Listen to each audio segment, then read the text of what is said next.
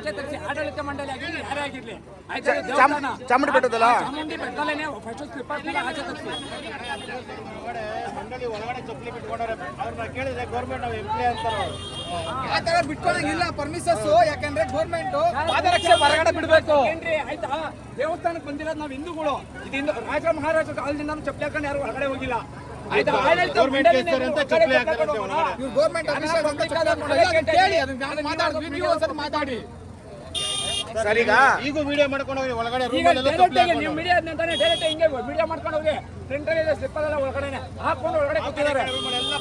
ಯಾರು ಕೂತಿದ್ದಾರೆ ಸರ್? ನೀವು ನೋಡಿದ್ರೆ ಯಾರು ಕೂತಿದ್ರು ಒಳಗಡೆ? ಸರ್